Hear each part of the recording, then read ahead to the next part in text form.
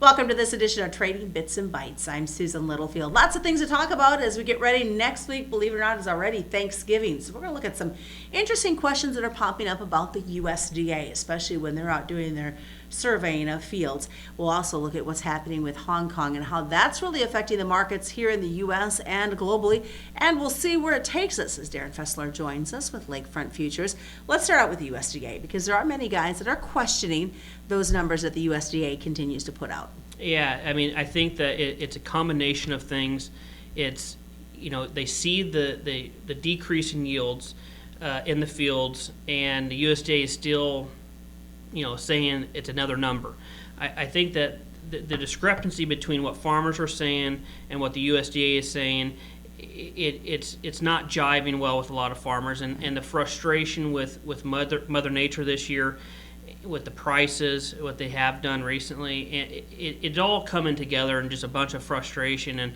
And where I think that where a lot of that frustration comes from is, USDA says one thing, but they can't reconcile the other when it comes to quarterly stocks, and not to harp on what the USDA is doing. I think they're doing a good job for what they have, but I mean I think that with an agency like the USDA and as much influence they have on the markets, one really has to question and be critical when times need to be critical, because if you're going to have that much influence, how you gather that data, how you put out that data, even if you're off 25 or 50 million bushels and you're off that 4 or 5 or 6 years, that's a large amount of bushels that you're either understating or overstating.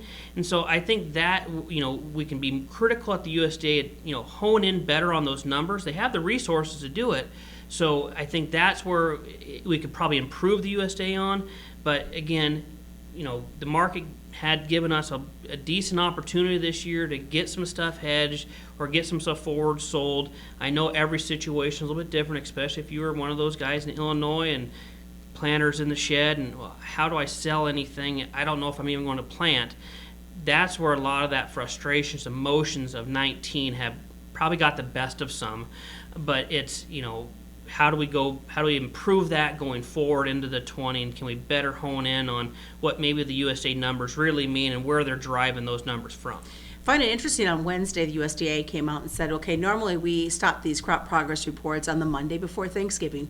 We're going to continue into December. It's almost like an olive branch being passed off to the producer. It really is. I mean, when they said in October, they're going to come out and we're going to resurvey the North Dakota, Minnesota, and they resurveyed. Well, not very much had been harvested. Right. So now them coming out and say, hey, we're going to keep that progress numbers going for a while. Rightfully so. I mean, there's over 3 billion bushels worth of corn still out in the field, and we're talking almost Turkey Day. So there is going to be a lot of stuff that maybe does not get harvested in those Dakotas. And Minnesota, guys, I mean, they're dealing with so much down corn. There is some significant issues in that northern belt, whereas, around Nebraska here, there may not be as much of those issues, but there's still issues. I mean, if you look at what the basis has done here locally, areas that did not have any planting issues, areas that did not have harvest issues, and they're unchanged or above the board, I think that you're seeing just a rise of the whole tide where areas that had those issues, they're making guys fight for those bushels to keep them local, and it could be something that goes on for a while here. Well, speaking of going on for a while, this is that whole China trade talk, and now with all the situations happening in Hong Kong, it just seems to be playing into what we're trying to get done. It really is. The whole Hong Kong situation, as ugly and as tense as it can be, or it has been, we really need those tensions to back down a lot before we can really start to feel more positive about a China trade deal with the U.S. And it's one of the things. You got two strong-willed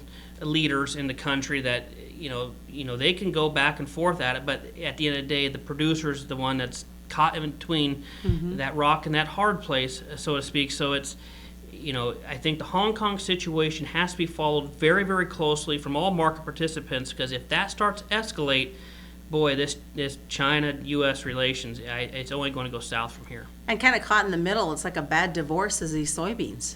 It really is. I mean, you got a lack of news. You have really poor technical structure here. Although we are coming up against some consolidation areas, really you look at soybeans, you think, okay, what if something happens in South America where the supplies are getting low? Man, how much more lower can beans go right now? You kind of think, okay, you don't have that much more to go, but you need some positive headlines, though. All right, thanks so much. Darin Fessler has been joining us this week, and it's Trading Bits and Bytes. I'm Susan Littlefield.